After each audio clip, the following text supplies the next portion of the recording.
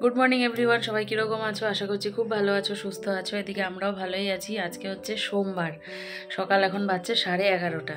আর সকাল সকাল মা ভাত রান্না করেছে, মাছ ভাজা করেছে, দিয়ে ওরা তিনজনা খেয়েছে, মানে দেবলীনার বাবা, মা বাবা দুজনা মিলে খেয়ে মা হলো দেবলীনার বাবার সাথে বেরিয়ে গেছে মেয়ের বাড়ির জন্যে। আর এনেছে হচ্ছে রুই মাছ, আমি দেখলাম। আর চা খাওয়া হয়ে গেছে, আমি ফ্রেশও হয়ে নিয়েছি, মশারি সমস্ত কিছু পড়ে আছে। দেবলীনা আজকে স্কুলে যায়নি, আছে ওই ঘরে, চোখগুলো ফুলে আছে দেখতে পাচ্ছ, কারণ ঘুম হয়নি। ঘুমাতে ঘুমাতে বেজে গেছে রাত ভোর 4টে। যে দুপুরবেলা ঘুমিয়েছিলাম সেই জন্যে। তো ওর পড়া আছে, টিউশনে ওর মানে পড়ার চাপ আছে, সেই জন্য স্কুলে গেল না। আর স্কুলে কিছু একটা আজকে প্রোগ্রাম আছে আর কি, অন্যান্য ক্লাসের বাচ্চাদের নিয়ে, তো ওদের ক্লাসও হবে না, সেই জন্য যায়নি। তো চলো রান্নাবান্না করবো আজকে। প্রথম তোমাদের সাথে রান্না শেয়ার করব, তবে কি রান্না করব না করব কিছু জানি না, সিম্পল কিছুই করব। তো রুই মাছের ঝোল হবে, আর তার সাথে দেখি কি করা যায়, এখনও ভাবনা চিন্তা করিনি। আগে সবজির ঝুড়িটা বের করি, তারপরে। তো চলো আর বেশি কথা বলি না, কাজকর্ম শুরু করি, কারণ টাইমের মধ্যে আবার দোকানে ভাত পাঠাতে হবে, সেই জন্যে দেরি করলে দেরি হয়ে যাবে। তো চলো আজকে রান্না বান্নাতে তোমরা আমার সাথে থাকো।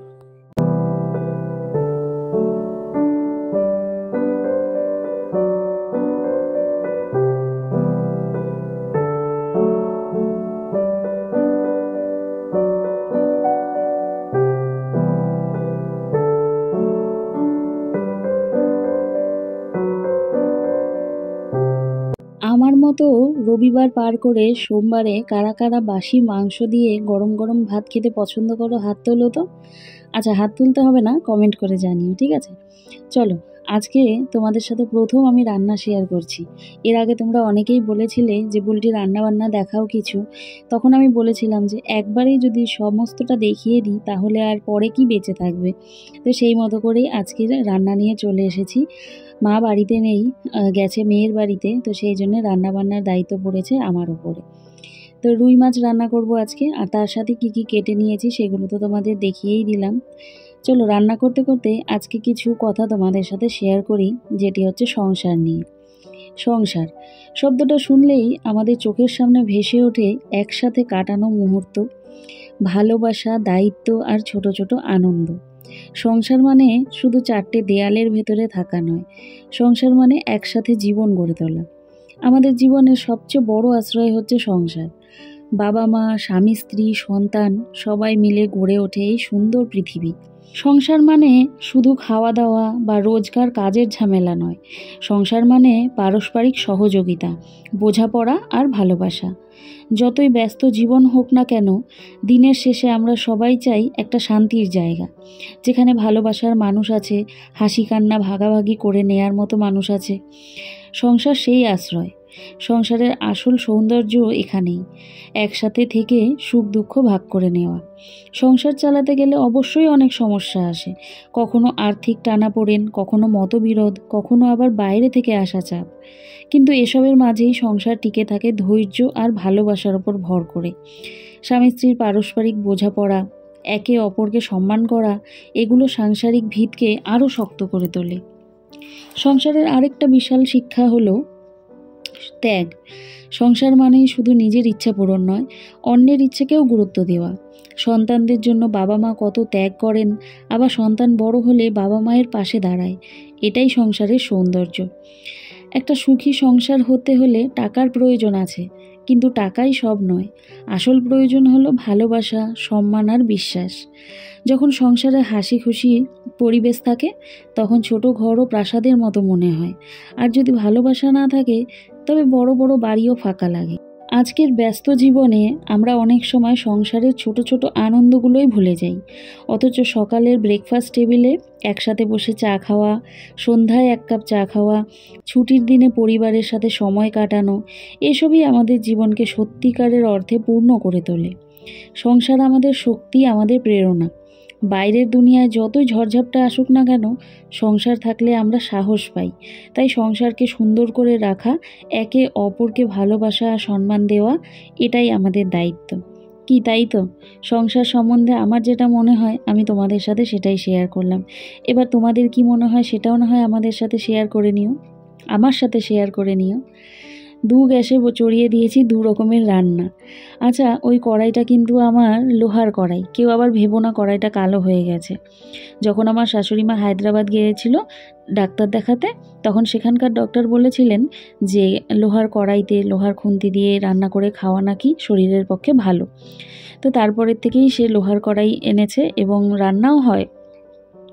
এদিকে মাছের ঝোল করার জন্য কিন্তু আমি বসিয়ে দিয়েছি আলু আর মুখি। আলু আর কচুরমুখিটা কিন্তু আমি প্রথমে একটু সেদ্ধ করে নিয়েছি। আর এইদিকে দেখো জিরে গুঁড়ো আগে থেকে ভিজিয়ে রেখেছিলাম। আমরা কিন্তু বাটা মশলাই খাই, ওই জিরে, আদা, কাঁচা লঙ্কা সব দিয়ে মিক্সিতে বেটে ফ্রিজে রেখে দিই। তবে আজকে সেটা শেষ হয়ে গেছিলো, আর এত চাপের মধ্যে আমি আর নতুন করে মশলা বাটতে বসিনি। জিরে গুঁড়ো, কাঁচা লঙ্কা, তার সাথে একটুখানি লঙ্কার গুঁড়ো দিয়েই মাছের ঝোলটা আজকে করে নেব। আজকে প্রথম আমার ব্লগে তোমরা রান্না দেখছো, কীরকম লাগছে আমাকে কিন্তু অবশ্যই কমেন্ট করে জানাবে।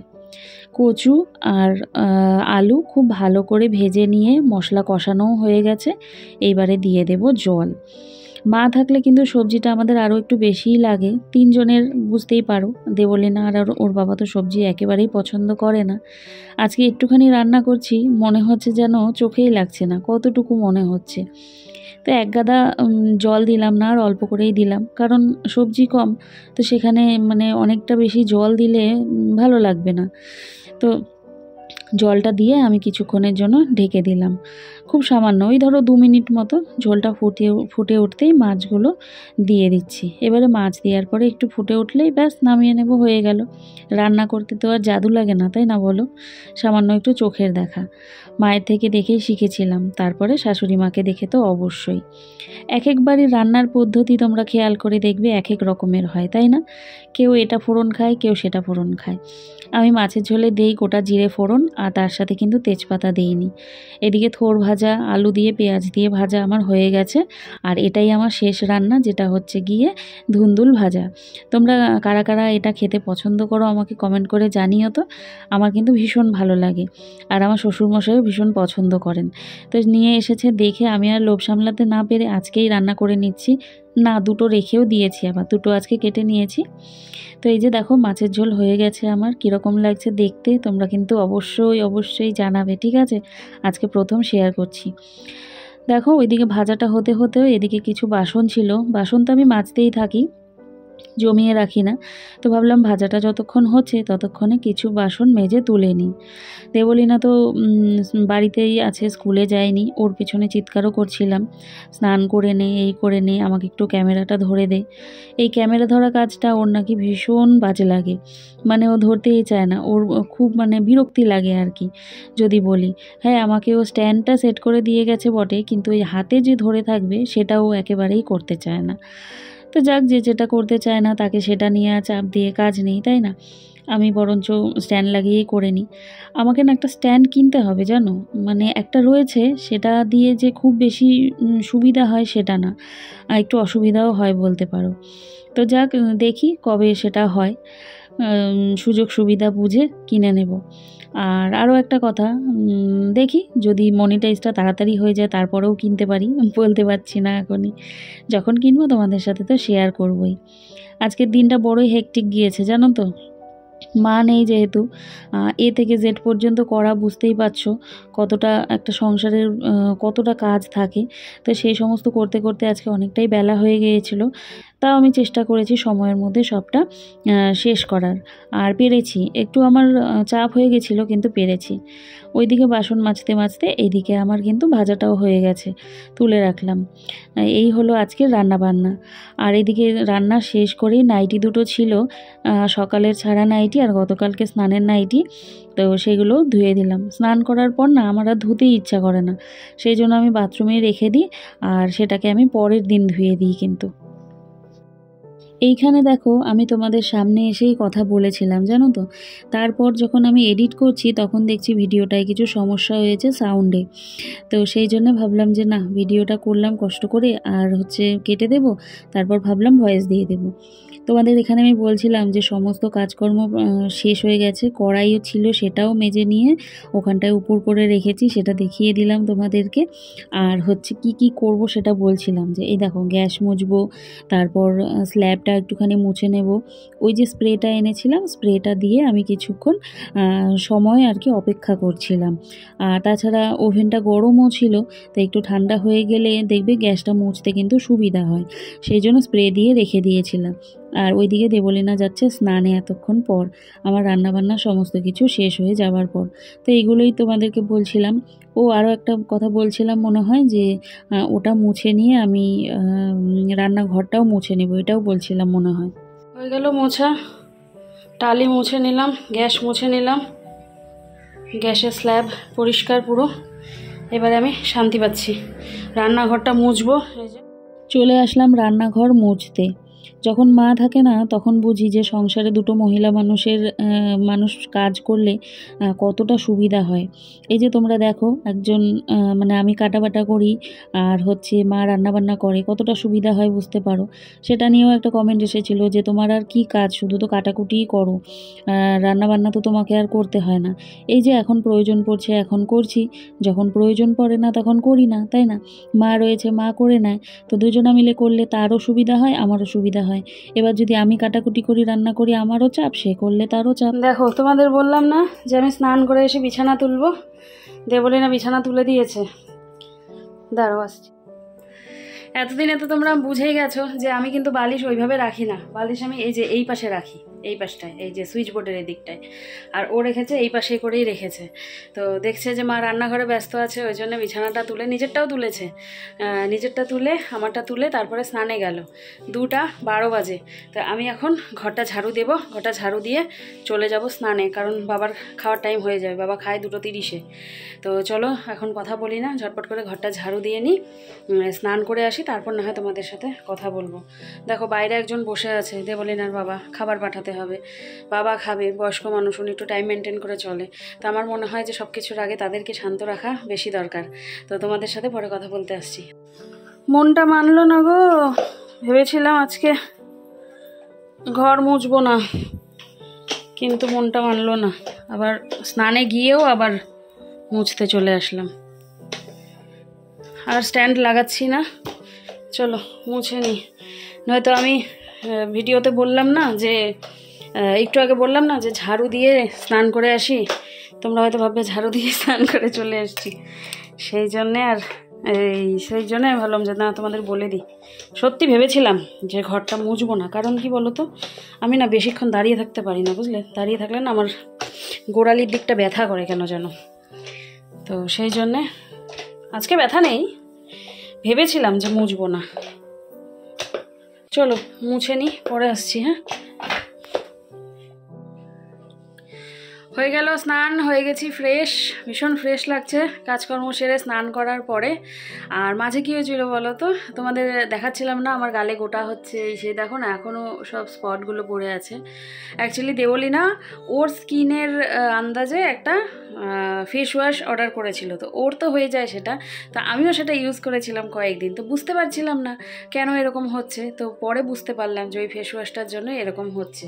তো আমি যেটা পুরনো ইউজ করতাম, আমার সেটা ইউজ করা শুরু করেছি, তো আবার ঠিক হয়ে গেছে। ঘেমে যাচ্ছি, ফ্যানটা অফ করেছি। তো চলো, ঘড়িতে বাজে 2:28, বাবাকে গিয়ে ভাত দিই, আর দেবলীনার বাবার জন্য ভাত টিফিন বাটির মধ্যে ভরে দিই, বাবা নিয়ে চলে যাবে। আর বাইরে প্রচুর রোদ, বুঝতেই পারছো মনে হয়। এই দেখো দেবলীনাও খেতে চাইছে, তো চলো একবারে দুজনাকে খেতে দিই আর একজনের জন্য পাঠিয়ে দিই। দেবলীনাকে দিয়ে দিলাম ভাত, এই যে মেখে দিয়েছি, মেখে দিলে না পরিষ্কার করে খেয়ে নেয়, আর মেখে না দিলে কিন্তু থালার সাইডে একটুখানি ভাত পড়ে থাকে। এই বেড়ে নিয়েছি দেবলীনার বাবার জন্য ভাত, ও খুব সিম্পল খাবার খায়। আর এইদিকে বাবাকেও দিয়ে দিয়েছি খেতে। তোমাদেরকে আজকে প্রথম হয়তো আমার শ্বশুরমশাইকে দেখালাম, উনি জানেন না যে আমি ভিডিও করেছি। বসে পড়লাম, মাছের ঝোল, তার সাথে হচ্ছে থোড় ভাজা, তার সাথে হচ্ছে ধুন্দুল ভাজা, তো এই করেছি আজকে রান্নাবান্না। ও আলু পেঁয়াজ ভাজা করেছিলাম, সেটা হচ্ছে দেবলীনা আর ওর বাবাকে দিয়েছি। তো চলো খেয়ে নিই। ফাইনালি বসলাম, ঘড়িতে বাজছে 3:40।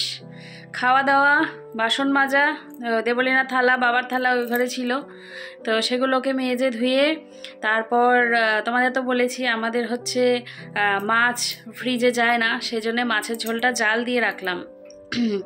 বেশ ভালো গরম পড়েছে, আর রাতের খেতে খেতে ধরো রাত 11টা, মাছের ঝোলটা জাল বসিয়ে ওইদিকে বাসন মেজে নিলাম, দুটো কাজ একসাথে হয়ে গেল। আর নাইটি দেওয়া ছিল, নাইটিগুলো শুকিয়ে গেছে, তুলে দিয়ে আসলাম। আর জানো গাছে জলও দিতে হবে। দেবলীনার পড়া আছে 5:30 থেকে। আর বসলাম এখন কি নিয়ে বলো তো, এই যে এই বেদানাটা নিয়ে বসলাম। এটা এখন ছুলবো, দেবলীনাকেও দেবো, আমিও একটুখানি খাবো। আর ওর বাবাকে বলেছিলাম যে তোমাকে কি আপেল পাঠিয়ে দেবো দোকানে, তো বলেছে না পাঠাতে হবে না। আর বাবা তো চলেই গেছে, এতক্ষণে মনে হয় দেবলীনার বাবা খেতে বসেও পড়েছে, নাকি বসেনি, ওর টাইম লাগে, মানে দোকান বুঝে, কাস্টমার বুঝে আর কি। এক এক দিন তো 6টা বেজে যায়, বাবা যে যায় 3:30 সময়, ওর খেতে খেতে বেজে যায় হলো 6টা, জানো এরকম। তো চলো একটু রেস্ট নিই, রেস্ট নিয়ে এডিটটা এগিয়ে রাখি, এই করতে করতে 5:30 বেজে যাবে, তার সাথে বেদানাটা খাবো। আর হচ্ছে আন্টির সাথে একটুখানি কথা বলবো, আন্টি মেসেজ করেছে আমি দেখেছি, কিন্তু ফোনটা চার্জে দিয়েছিলাম, একটুকু ফোনে চার্জ ছিল না, তো একটু আন্টির সাথে কথা বলবো। আর তার সাথে সাথে এই কাজগুলো করব, 5:30 বাজবে, মেয়েকে নিয়ে টিউশন চলে যাব। তো চলো আবারও, সন্ধ্যা পুজো আছে আজকে, মা নেই, সন্ধ্যা পুজো দিতে হবে, গাছে জল দিতে লাগবে, কত কাজ একের পরে। তৈরি হয়ে নিলাম, ঘড়িতে বাজছে 5:23, একটু আগেই তৈরি হলাম, কারণ তালা মারতে হবে 4 থেকে 5খানা, তো সেই জন্য একটু আগেই বেরিয়ে যাচ্ছি। আর এসে একটু পরে আবার সন্ধ্যা পুজো দিতে হবে, তার আগে সমস্ত ঘর বাড়ি ঝাড় দিতে হবে, গাছে জল দিতে হবে, তারপরে দেব হচ্ছে সন্ধ্যা পুজো। তো চলো থাকো, তোমরা ব্লগটা দেখতে থাকো, আমি চট করে ওকে দিয়ে চলে আসি। গুড ইভিনিং, ঘড়িতে বাজছে 6:30, আর আমি দেবলীনাকে দিয়ে এসে একটুখানি শুয়েছিলাম, ঘুমাইনি, শুয়েছিলাম, তাতেই মনে হচ্ছে ঘুমিয়েছি, দেখো চোখ মুখ কি ফোলা ফোলা লাগছে। তো ওইদিকে হচ্ছে গোপাল বসে আছে, ওকে হচ্ছে শোয়াতে হবে, ঘর ঝাড়ু দিয়েছি, আর ওই যে গোপালের দরজা খুলে দিয়েছি, ঘর পুরো ঝাড়ু দেওয়া কমপ্লিট। এবারে সন্ধ্যা দিয়ে ঠাকুর শয়ন দিয়ে দিলেই ব্যাস হয়ে যাবে। ওই যে গোপাল বসে রয়েছে।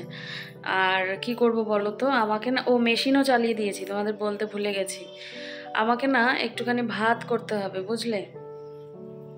সকালের ভাতটা তো শাশুড়ি রান্না করে গেছিলো, তো বুঝতে পারেনি, কোনো রকমে করেছে আর কি।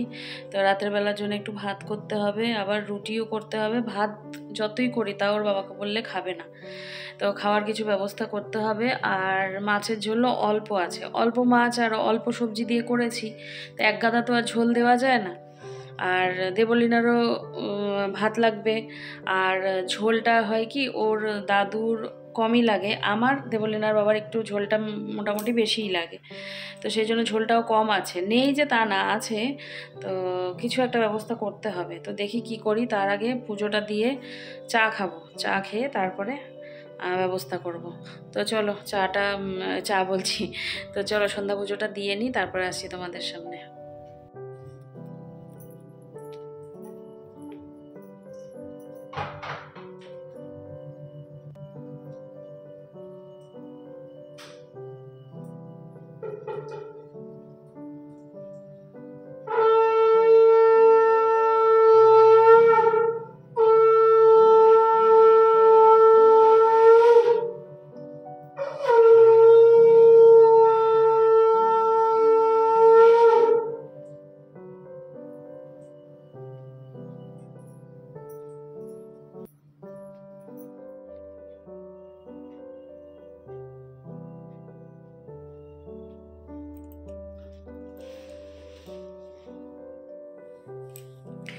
পুজো দিয়ে চলে এসেছি, এবারে চালও ভিজিয়ে দিয়েছি পুজো দেওয়ার পরেই।